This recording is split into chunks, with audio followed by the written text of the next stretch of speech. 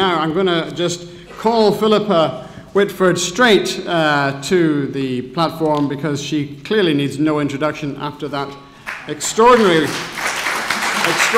paean from the First Minister. Philippa. I'd like to thank the team for inviting me to come and speak to you. Now, I've been kind of touring the country to women's cafes, and the one that's on the internet was the first one that I did on the 1st of May, out with the ones I was running myself in Ayrshire. And the great thing about women's cafes, which you've completely failed with this morning, is coffee and cake. Okay? I like the cafe setup, the tables, the seats, but the cake's upstairs and it should be down here in front of us. That's my kind of politics, coffee and cake politics. Now, obviously, one of the things that we are going to be deciding, really the only thing that we are deciding, we talk about after, but the thing that we have to decide on the 18th is about taking control. So when we go in that little booth and shut that curtain with our stubby pencil and our bit of paper, we have to actually make that commitment that we want to take control. And that is to get us away from decisions we, as the Scottish people, wouldn't make. And that's everything from wars, Falklands to Iraq, weapons of mass destruction, aircraftless carriers, fracking licenses without so much as a phone call to our government, having things foisted on us. And that includes, obviously, the austerity that Tony's talking about. What we've seen in the last 30 years is a shift of public resources into private hands. It happened with the oil. Those of you who are old enough will remember that in the very, very, very beginning, we kind of owned the oil. And then we decided that we'd give them the oil and they would just give us a wee bit of license money. And we don't have the resource to do what Norway did. Norway still owns a big chunk of the oil. And that's something we need to bear in mind. We gave away our utilities. And I would have to say, I don't think I saw an improvement in the services from gas and electric. We certainly aren't getting it cheaper because of competition. But there's just been this relentless drive for 30 years that everything could be done better if it was private. And now it's the turn of the NHS in England. And this is obviously the thing that, through my little video that went a wee bit viral, I brought to the debate, because it wasn't being discussed, other than that Better Together came out at the beginning of the year to say, if you vote yes and leave the UK, you will have left the British NHS and you'll have no NHS at all. And that is just a straight up and down lie. The Scottish NHS has been separate since 1948, when it was established by a separate Act of Parliament. We cooperated, obviously we were very integrated, but we've always been separate. And of course, we've been totally separate since '99. But what really angered me was that we were getting no coverage, no disrespect to Ian, in our media up here about what was happening down south. Through my college, I get daily updates on media links to do with health. As a breast surgeon, I signed up to it because patients with breast cancer have a habit of coming into the appointment room, clutching a sheaf of things off the internet or out of a newspaper, wanting to know, can I not have this new treatment? And if I haven't heard of it, it doesn't create a good look. Over the last 2 years, 2.5 years, I began to be seeing more and more of the articles that explained what was being considered for down south. And I started paying a lot more attention. And obviously we've now come to the end of the first year of the Health and Social Care Act as it has been enacted in England. And it's really, really frightening. They have taken away the legal responsibility of the Secretary of State. They have broken it up into little groups of commissioning GPs who will decide about services. These GPs thought, great, we're going to get the chance to shape things. But then came out this little quiet regulation. All services must be put out to tender, any qualified provider. And therefore, every single service they commission is put out to a whole range of private providers. And some are so caught up in fear of being caught into, breaking competition law that a Milton Keynes commissioning group put a service out to 500 private providers worldwide, trying to make sure they hadn't missed anything. Others are employing corporate lawyers to make sure they don't put a foot wrong. This is money that should be going on patient care and is actually going on an incredibly complex method of administration. Professor Alison Pollock, who's a health economist, she estimates that our NHS, as it was, spent about 6% on administration. If you move, as we appear to in England to be relentlessly doing, to an insurance-based system like America, 40% of what you spend on health is actually going on bidding, on administrators, on lawyers, on money collectors. And therefore you've only got 60% of your budget left actually delivering any health care. At the end of this first year, what we can see is that 70% of all contracts awarded went to private companies, like Virgin, like Atos, like G4S, like Care UK. Quite a lot of them are pals of the current coalition, particularly the Conservative Party. Quite a lot of them have made big donations to the Conservative Party, and more than a handful of them sat in the House of Lords, having been given peerages, and voted on the act that they're now making money out of. This is not something, though, that just happened in the last year. This has been a relentless plan since the days of Mrs. Thatcher. She had a dream, and I remember it in the 80s when she said, people should pay, people should have insurance, we should move to a more American system. People who have private health insurance should pay less tax. She couldn't do it because the NHS was not remotely designed for that. But she set up the internal market, and Labour didn't reverse it, they actually accelerated it. They laid down the rules that made what the coalition have done possible. They were also the first ones to bring in private providers in their independent treatment centres. Andy Burnham is jumping up and down about saving the NHS from privatisation. You can see articles from Unite in 2009 where they were jumping up and down because he was privatising it. So if you're holding your breath and waiting for Labour to save us, waiting for Ed Miliband to gallop over the hill on a white charger, I'm afraid you're going to asphyxiate because it ain't going to happen.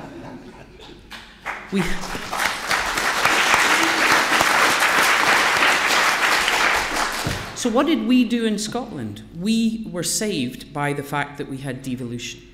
And very quickly, the Scottish NHS went into reverse.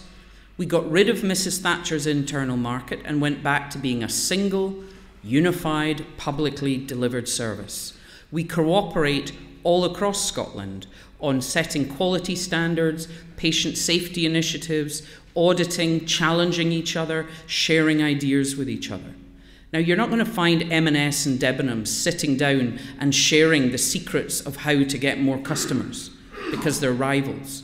And that's what's happening down south.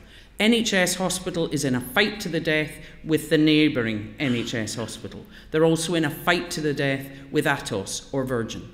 So all their admin are thinking about is money in and money out. That is what's become important. Now, so what happens to us if we vote no? Well, the first danger is all these cuts that Tony has talked about, and we know that at least 25 billion are planned, and 2 billion of them would be our share.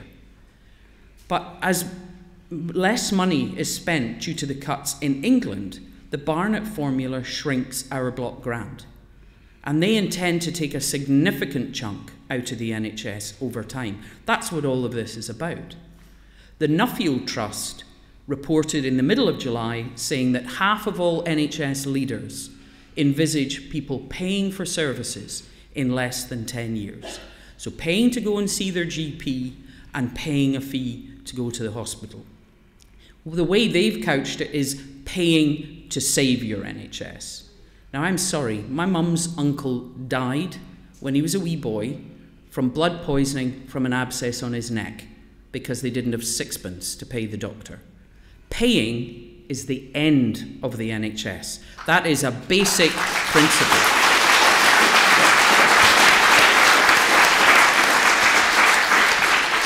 So if people are paying down south, they'll be spending less. And just like higher education, our share will wither.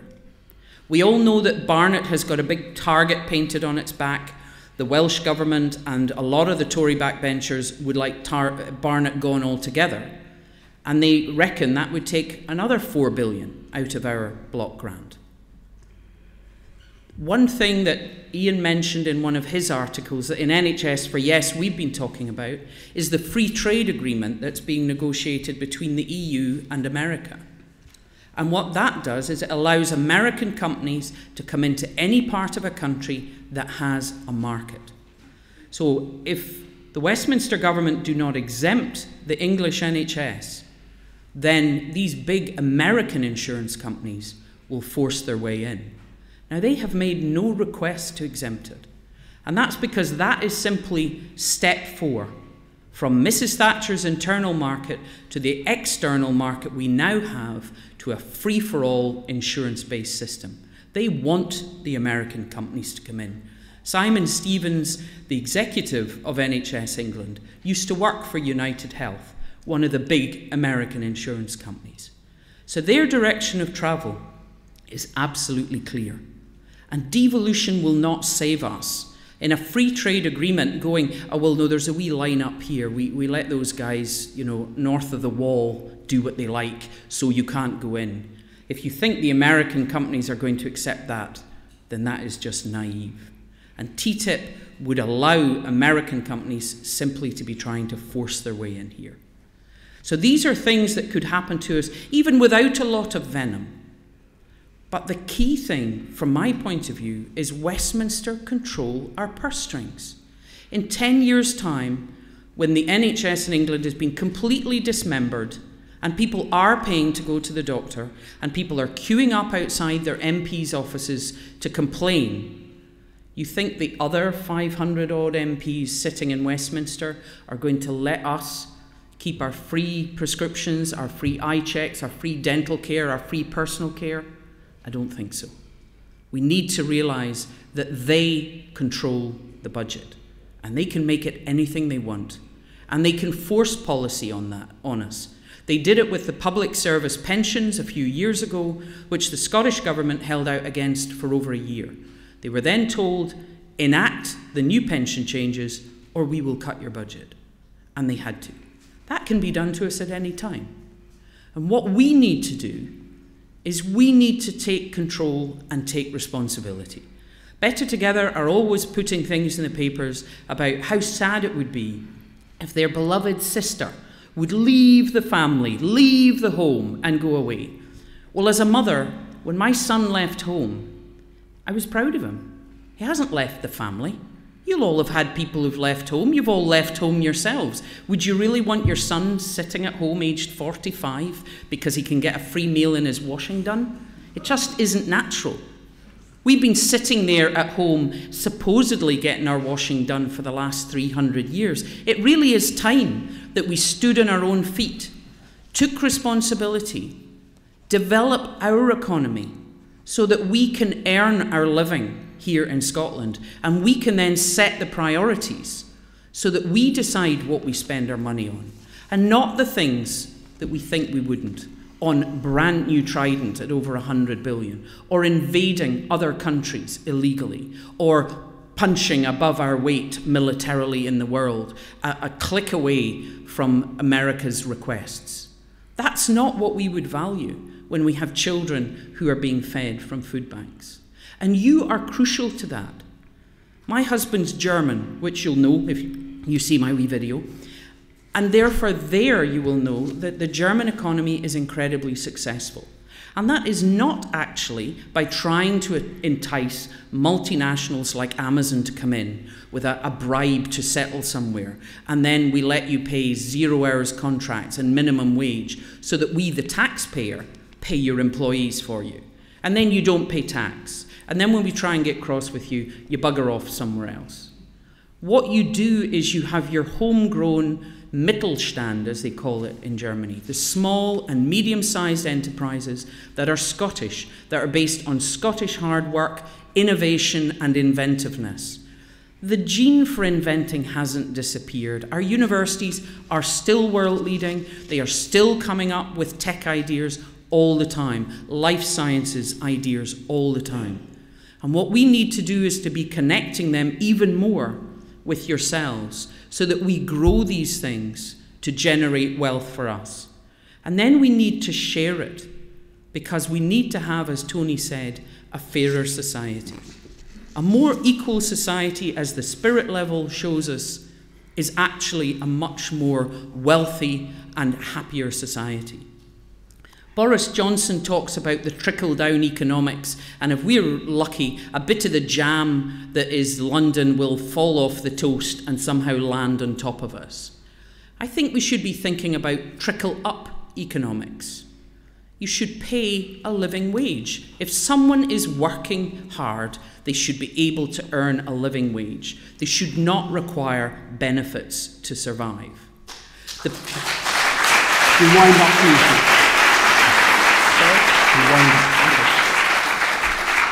If you put money to the less well off, that money goes round and round and round the economy, to the shop, to the business, to the manufacturer and back again. If you push money to the rich through tax cuts or selling things off to your pals, to the elite, then that money stagnates in a bank or offshore and does nothing for our small and medium-sized businesses. So I think we need to see it in an economic way, and I think we need to see it in a spiritual way, that this is a chance to have a society we would want to live in. The NHS is picking up ill health from what happened in the 80s when Mrs. Thatcher took her axe to us. What do you think we'll be paying in 20 years on the back of the food bank generation? Children who failed at school because they were cold and hungry. We know that ill health follows deprivation. Life chances and choices. We'll be paying benefits, we'll be running addiction services, we'll be paying for prisons. Put that money into our children and give them a good start in life. And then we will actually harvest all of their talent, because you don't know where the inventor of the next big thing is going to come from. And that way, you're harvesting the strength of all your population. You are sharing the wealth with all your population. And all of that will stimulate our economy. So all of us, whether we're in business or whether we work in a public service like me, we need to be prepared for a decade of really hard work. And when we go in that booth and shut the curtain, we need to be brave enough to put the mark on yes, and not then to just go back in our boxes, but be prepared to stay out, stay active, and keep working. There is a different future for Scotland, and we need to grab it with both hands. Thank you.